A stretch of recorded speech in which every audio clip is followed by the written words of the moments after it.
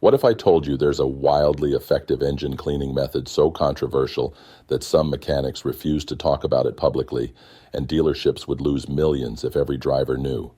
This isn't snake oil or wishful thinking. It's a method backed by independent engine teardowns, used quietly by fleet managers who need trucks running past 400,000 miles, and banned by certain manufacturers not because it's dangerous, but because it works too well. I'm about to walk you through the complete process, the science that makes it work, the risks nobody mentions, and exactly why this method can genuinely add 100,000 miles to your engine's lifespan when done correctly. And before we go further, if you care about squeezing every last mile out of your car without expensive rebuilds, hit that subscribe button right now. You'll get access to more proven secrets the auto industry doesn't want going mainstream. Let's break the silence. The method I'm talking about is called seafoam induction cleaning combined with a hot oil flush cycle. And here's why it's considered illegal, or at least off limits in certain repair shops. Some state emissions laws technically classify this as tampering with emissions equipment if done improperly. Certain dealer service contracts prohibit it because it can expose pre-existing engine damage that was hiding under layers of carbon and sludge. And insurance policies at some repair chains specifically exclude it, because when done wrong by inexperienced hands, it can crack a catalytic converter or hydrolock a cylinder.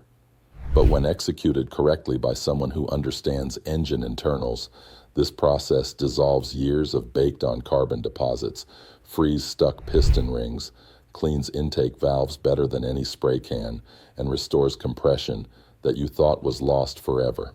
Here's what actually happens inside your engine after 80,000 to 100,000 miles. Combustion leaves behind microscopic carbon particles with every single firing cycle.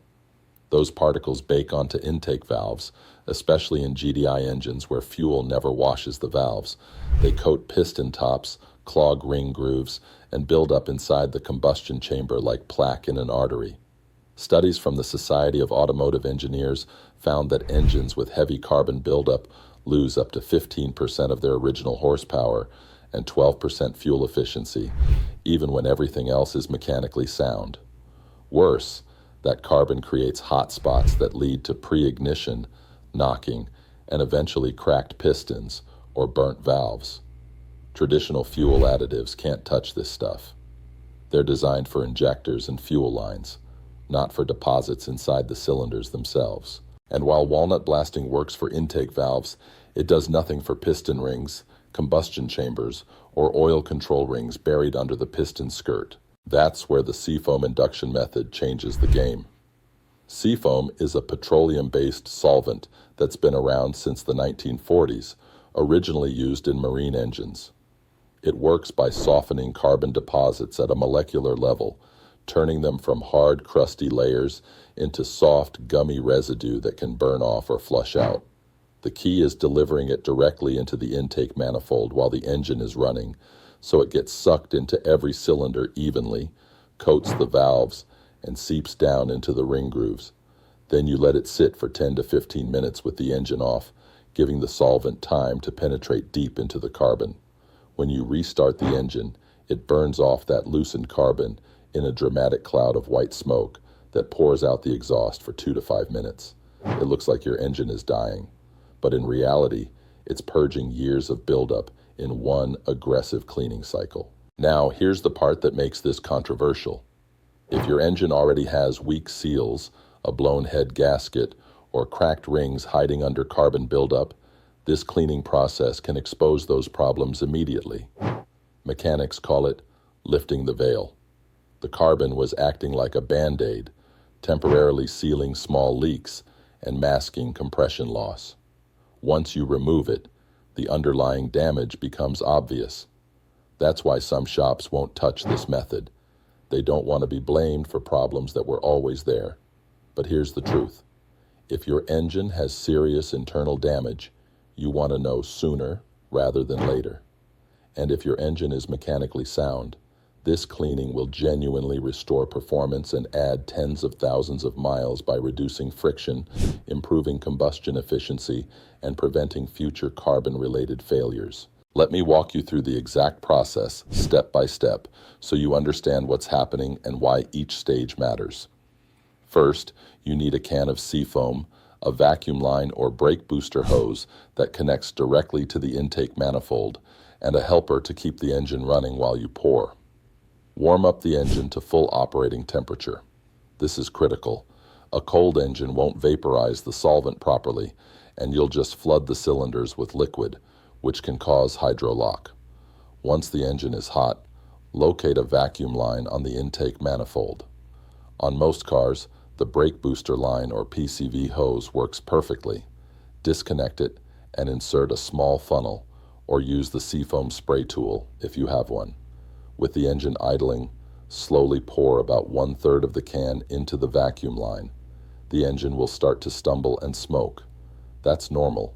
You're literally drowning it in solvent. Keep pouring slowly. If the RPM drops too low, pause and let it recover, then continue. The goal is to get the solvent distributed evenly across all cylinders without stalling the engine. Once you've poured in 1/3 of the can, reconnect the vacuum line and shut off the engine immediately. Let it sit for 10 to 15 minutes. During this soak period, the solvent is working its way into ring grooves, behind intake valves, and into piston tops, softening carbon deposits that have been baking on for years. Some people recommend letting it sit for 30 minutes or even overnight. But in real-world testing, 10 to 15 minutes gives the best balance between effectiveness and safety. Any longer, and you risk the solvent seeping past worn rings into the crankcase, which dilutes your oil. After the soak, restart the engine. It will sound rough at first, and thick white smoke will pour out of the exhaust. This smoke is the carbon burning off. Let the engine idle in a well-ventilated area, preferably outdoors, and keep it running for at least 5 minutes until the smoke clears. Then take the car for a hard 10 to 15-minute drive. Get on the highway, run it through the RPM range, and let the heat finish burning off any remaining deposits.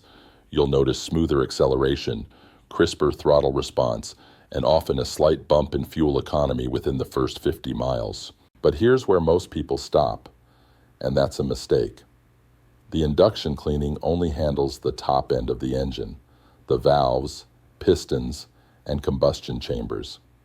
It does nothing for the oil passages, lifters, or the crankcase where sludge builds up over time. That's why the second part of this method is the hot oil flush cycle, and this is the part that truly adds 100,000 miles by cleaning the entire internal oiling system. Here's how it works. After you've done the seafoam induction cleaning and driven the car to burn off the carbon, your next step is an aggressive oil flush. You're going to add a can of engine flush concentrate to your old oil, run the engine for 10 minutes, then immediately drain it and refill with fresh synthetic oil and a new filter. This flush dislodges sludge from the valve cover, cleans out the oil pickup screen, and dissolves varnish deposits on lifters and timing chain guides that restrict oil flow. Let me explain why this matters so much.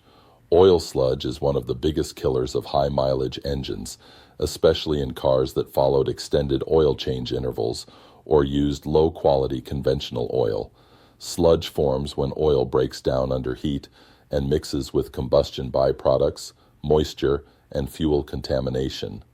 It turns into a thick tar-like substance that coats internal parts and blocks narrow oil passages. Over time, that blockage starves critical components like cam phasers, hydraulic lifters, and timing chain tensioners, leading to rattles, rough idle, and catastrophic timing failures. Independent studies show that engines with heavy sludge buildup lose up to 25% of oil pressure, even when the oil level is full. And once oil pressure drops, bearing wear accelerates exponentially. A $15 flush product used correctly can prevent a $4,000 engine replacement. Here's the step-by-step process for the hot oil flush. Start with your engine at full operating temperature. Pour 1 can of engine flush additive into the oil filler cap. Most brands like Liqui-Moly, BG, or Gumout recommend a 10 to 15 minute idle period. Close the cap and let the engine idle for exactly 10 minutes. Do not rev it, do not drive it, Just let it idle. During this time, the detergents in the flush are circulating through every oil passage, breaking down sludge and varnish. You might hear some ticking or tapping as deposits loosen and move through the system. That's normal. After 10 minutes, shut off the engine immediately and drain the oil while it's still hot. You'll see dark, dirty oil full of suspended particles. That's all the junk that was choking your engine. Replace the oil filter, refill with high-quality synthetic oil, and reset your oil life monitor. Within 100 miles, you'll notice quieter operation, smoother cold starts, and better oil pressure readings if your car has a gauge. Now, let's address the risks, because this is where the illegal label comes from. First, if your engine has over 200,000 miles and has never been cleaned, doing both of these procedures back-to-back can be too aggressive. You risk dislodging large chunks of carbon or sludge that can block oil passages or damage the catalytic converter. In those cases, you need to do the process in stages. Induction cleaning first, drive 500 miles, then do the oil flush separately. Second, if you use too much seafoam or pour it too fast during the induction cleaning, you can hydro-lock the engine by filling a cylinder with liquid that can't compress. That bends connecting rods instantly and turns your engine into scrap metal. The key is slow, controlled pouring and keeping the engine running throughout. Third, if your catalytic converter is already marginal or clogged, the sudden surge of carbon particles from the cleaning can overwhelm it and cause it to fail completely. That's about $200 repair that some people blame on the cleaning method when in reality, the converter was already on its last legs. So who should do this method and who should avoid it? If your car has between 80,000 and 180,000 miles, runs reasonably well, but feels sluggish or burns more oil than it used to, you're the perfect candidate. If you've kept up with regular oil changes, but never done any deep internal cleaning, this process will shock you with how much power and efficiency it restores. On the other hand, if your engine has over 250,000 miles, burns a quart of oil every 500 miles, or has known internal damage like a leaking head gasket, this method will likely make things worse by exposing problems that were barely holding together. And if you live in a state with strict emissions testing like California or New York, doing this right before a smog test is risky because the sudden carbon purge can temporarily throw off your oxygen sensors and cause a failed test. Wait until right after you pass emissions, then clean it. Let's talk about real-world results because this isn't theory. I've personally seen this method performed on a 2012 Honda Accord with 140,000 miles that was burning half a quart of oil every 1,000 miles and getting 24 mpg on the highway. After the full induction and oil flush cycle, oil consumption dropped to barely measurable levels. Highway mpg jumped to 32, and the engine ran noticeably quieter. The owner put another 80,000 miles on that car before trading it in, and the engine never needed major work. Another case, a 2008 Toyota Camry with 190,000 miles had such bad carbon buildup that it was misfiring on cylinder 3 and throwing a P0300 code. The owner was quoted $1,800 for a valve cleaning and new ignition coils. Instead, he did the seafoam induction method, replaced the spark plugs, and the misfire disappeared completely. That car is still running today past 280,000 miles. These aren't isolated miracles. They're predictable outcomes when you remove the garbage choking your engine and restore proper airflow, compression, and oil circulation. But let's also be brutally honest about when this method fails. A 2006 Ford F-150 with 230,000 miles and a history of neglected oil changes tried this cleaning process. Halfway through the oil flush cycle, the oil pressure light came on. Turns out, a huge chunk of sludge broke loose and blocked the oil pickup screen. The engine seized 2 days later. Was the cleaning method to blame?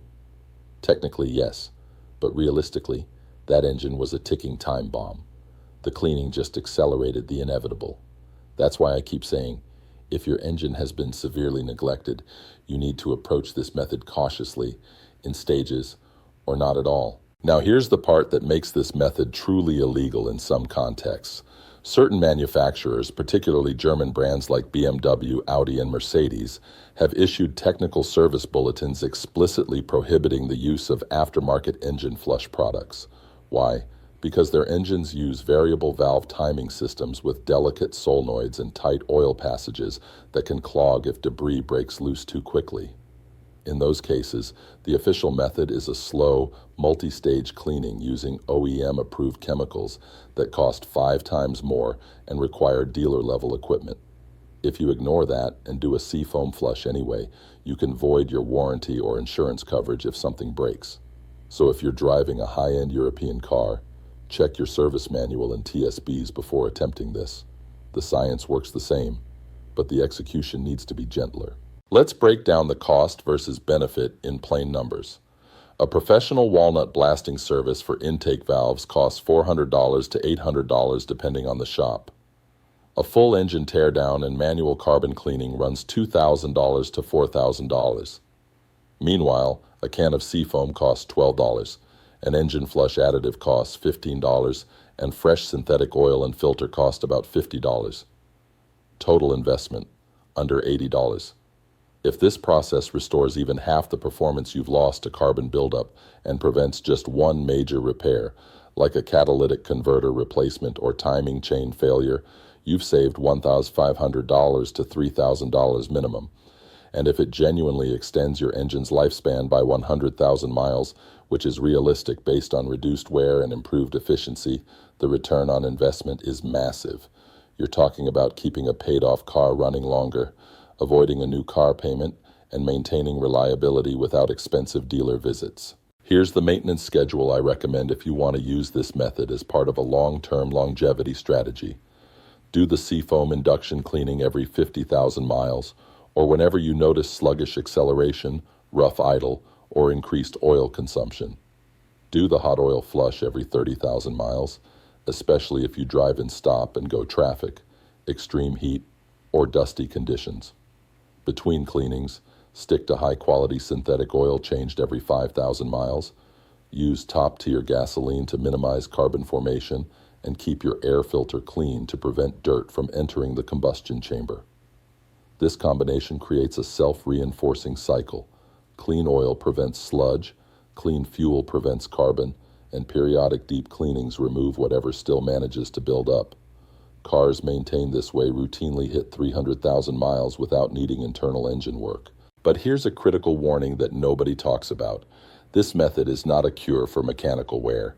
If your piston rings are worn, your valve seals are shot, or your cylinder walls are scored, no amount of cleaning will fix that. What this method does is maximize the lifespan and performance of mechanically sound engines by removing the deposits that accelerate wear and reduce efficiency. Think of it like this. If your engine is a 90-year-old smoker with lung disease, cleaning won't bring back youth. But if your engine is a 45-year-old who's been breathing dirty air for years, a deep cleaning can restore lung capacity and add decades of healthy function. Know the difference, and you'll know whether this method is right for your car. Let's address the emissions concern directly because this is where the legal gray area gets messy. When you burn off heavy carbon deposits during the induction cleaning, you're temporarily releasing a large amount of hydrocarbons and particulates into the exhaust system. In states with strict air quality enforcement, doing this in a public area or near an emissions testing facility could technically be classified as tampering or creating excessive emissions. That's why some mechanics call this the parking lot special and only perform it in private shop bays with proper ventilation. If you're doing this at home, make sure you're in a well-ventilated outdoor area, away from neighbors, and definitely not right before an emissions test.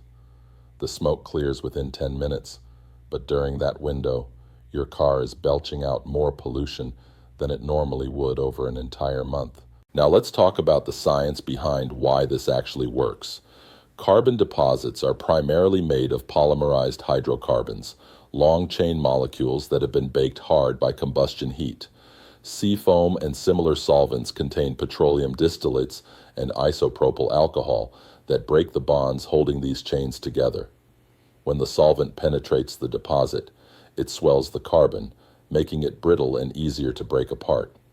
The heat from combustion then finishes the job by oxidizing the loosened carbon into carbon dioxide and water vapor that exits through the exhaust. Meanwhile, the oil flush works on a different type of buildup, sludge, which is oxidized oil mixed with combustion byproducts. Engine flush additives contain high detergent concentrations that emulsify sludge, suspending the particles in the oil so they can be drained out instead of redepositing elsewhere. The combination of top-end and bottom-end cleaning addresses both types of contamination, which is why the results are so dramatic. Here's a critical tip that separates success from disaster. Always use a quality oil filter after the flush cycle. Cheap filters have weak filter media that can rupture under the increased particle load from the cleaning process. If that happens, contaminated oil bypasses the filter entirely and circulates unfiltered through your engine, causing rapid bearing wear. Spend the extra $5 on a Wix, Mobil 1, or OEM filter. It's the cheapest insurance you can buy during this procedure. And after the first oil change post-flush, I recommend changing the oil again at 1,000 miles. That second change catches any remaining loosened deposits that continue to flush out during normal driving. It sounds excessive, but 2 cheap oil changes are nothing compared to the protection they provide. Let's hit the most common mistakes people make with this method. Mistake number 1, using too much product. More is not better. 1/3 of a seafoam can for the induction cleaning is plenty. Using a whole can floods the cylinders and risks hydrolock. Mistake number 2, doing the induction cleaning on a cold engine. You need full operating temperature for proper vaporization.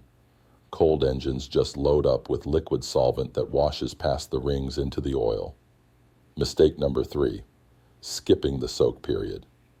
If you don't let the solvent sit for at least 10 minutes, it won't penetrate deep enough into the deposits to be effective. You'll get a big smoke show, but minimal actual cleaning.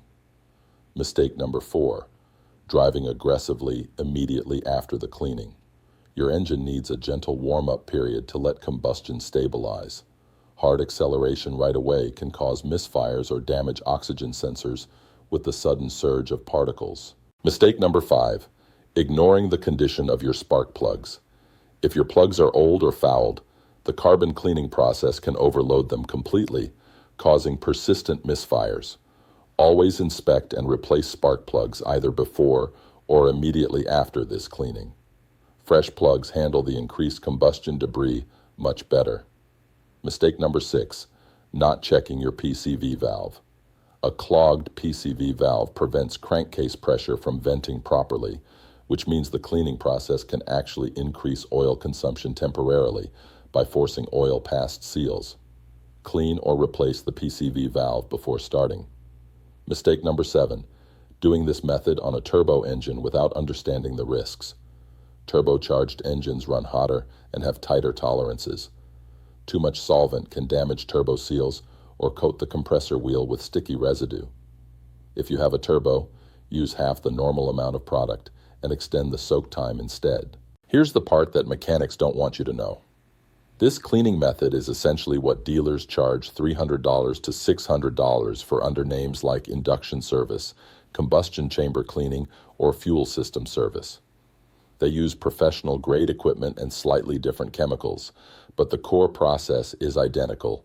Introduce solvent into the intake, let it soak, burn it off, and flush the oil. The dealer method is safer because technicians are trained and insured, but the DIY method is just as effective if you follow the steps carefully and understand your engine's condition. The reason dealers don't advertise this aggressively is because it works so well that customers don't come back for other repairs as often. A clean engine needs fewer sensors, fewer gaskets, and fewer components replaced. That's great for you, bad for service department revenue. Let's talk about specific engines that benefit the most from this method. GDI engines, especially from Hyundai, Kia, Volkswagen, and Audi, are notorious for carbon buildup because fuel never touches the intake valves.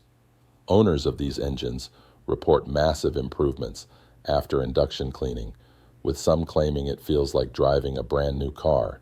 High-mileage Toyota and Honda engines with over 150,000 miles benefit enormously from the oil flush cycle because these engines are so durable that they outlast their oil system cleanliness. A flush restores hydraulic function to VVT systems and quiets noisy lifters.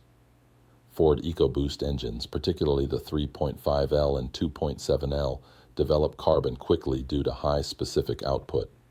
Regular cleaning prevents the carbon-related misfires and rough idle these engines are known for.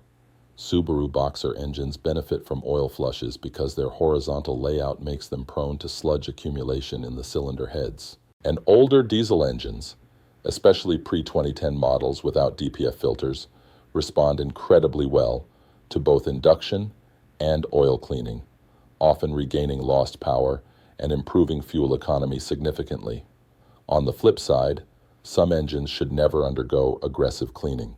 Rotary engines like the Mazda RX-8 have apex seals that rely on a thin oil film for sealing. Solvent cleaning can strip that film and cause catastrophic seal failure. Older engines with known weak head gaskets, like certain Subaru EJ25 models, can have the gasket failure accelerated by the cleaning process, disturbing carbon deposits that were helping to seal minor leaks. And any engine with over 300,000 miles that's been running on mystery oil or no maintenance history is a gamble. The cleaning might work beautifully, or it might expose fatal damage that was one drive away from failure anyway. Here's a real-world timeline of what to expect after you complete this method. Day 1, dramatic white smoke during the burn-off, slightly rough idle for the first few minutes, then noticeably smoother operation. Week 1, improved throttle response, crisper acceleration, slight increase in fuel economy as the ECU adapts to the cleaner combustion. Month 1, oil stays cleaner, longer between changes, engine runs quieter, cold starts improve. 6 months, measurable reduction in oil consumption if that was a problem before, sustained fuel economy gains, and fewer check engine lights related to misfires or fuel trim issues. 1 year, extended component life for oxygen sensors, catalytic converters, and ignition coils due to reduced carbon contamination. 2 years and beyond, continued smooth operation and delayed need for major repairs like timing chains, VVT actuators, and valve jobs. Here's my final recommendation. Before attempting this method, do a basic health check. Pull the dipstick and check oil condition. If it's black sludge or smells like gasoline, address that first with a gentle oil flush cycle before doing anything aggressive. Check your coolant for oil contamination or rust, which indicates head gasket or internal corrosion issues. Listen for abnormal noises like rod knock, lifter tick, or chain rattle that suggest mechanical wear beyond what cleaning can fix. Run a compression test if you're concerned about ring or valve condition. If compression is good and consistent across cylinders, you're safe to proceed. If you have low or uneven compression, cleaning won't help and might make things worse. Once you've confirmed your engine is healthy, gather your supplies. 1 can of Seafoam, 1 bottle of engine flush additive, 5 quarts of quality synthetic oil, a premium oil filter, basic hand tools, and a safe outdoor workspace. Set aside 2 hours for the entire process. Follow every step methodically. Don't rush. Don't skip the soak period. Don't over-rev the engine during burn-off. And once you're done, drive gently for the first 50 miles while everything stabilizes. If you do it right, you'll feel the difference immediately, and you'll keep feeling it for the next 100,000 miles. That's the power of removing the silent killers that manufacturers hope you never address until it's too late and you're shopping for a new car. Now you know better. If this method makes sense for your car and you want to see more longevity secrets that actually work, go ahead and hit subscribe.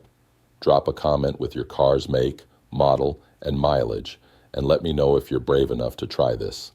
And don't miss the next video, where I reveal the fatal oil change mistakes that destroy even the toughest engines. Mistakes that 9 out of 10 drivers make without realizing it.